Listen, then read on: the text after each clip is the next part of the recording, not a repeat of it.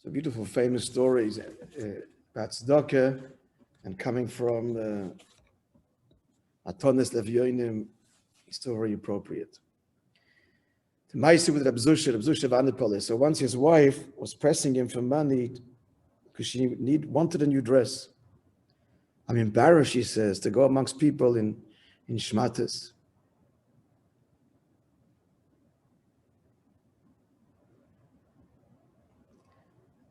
And when she said, when she said I'm in shmatas, she didn't mean that it's out of style. She meant literally multiple patches and so on. Okay, Rabbi Zusha couldn't resist. He finds someone ready to give him a loan, and she bought material for the dress. So, Baruch Hashem, there's peace and happiness in Rabbi Zusha's home. So one day, Rabbi Zusha sees that his wife is upset. So what happened? She said, I went to the tailor to get my dress, and when he handed it to me, he sighed deeply, and he started to tear up. And I asked him why he's so depressed. He said he's marrying off a daughter in a few weeks, and he's poor, and all of his meager earnings go to feed his family, and he can't afford a wedding dress for his daughter, and she's very upset that she's going to the chas and the chuppah.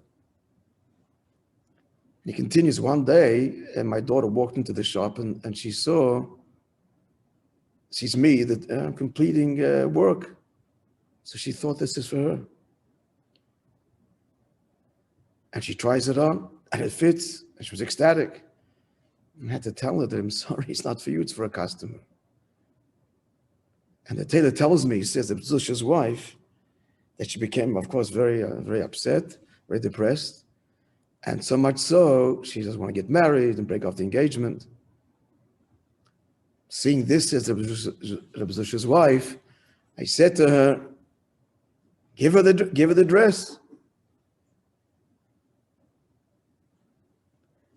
And as for you, she says to her husband, you're not going to divorce me if I'm still wearing the shmatas. And as for the town people, the townsfolk, they're used to me going in shmatas.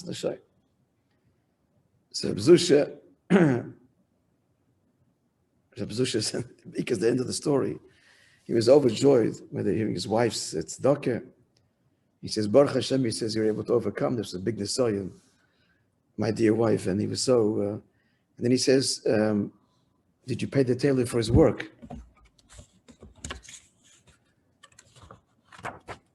Pay him, she says. I gave away the dress.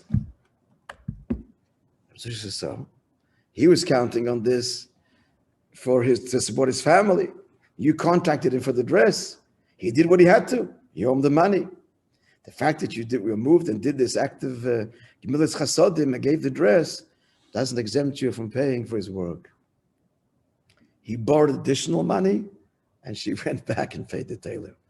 That, my friends, is tzedakah. Beautiful story.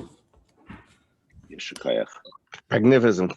Yeshikoach, Rabbi. Beautiful. Thank you. A wonderful day, everybody. Yeah. What a beautiful idea. The idea that you gave with regard to the days of creation, with regard to the commandments. It's like having the embryo of creation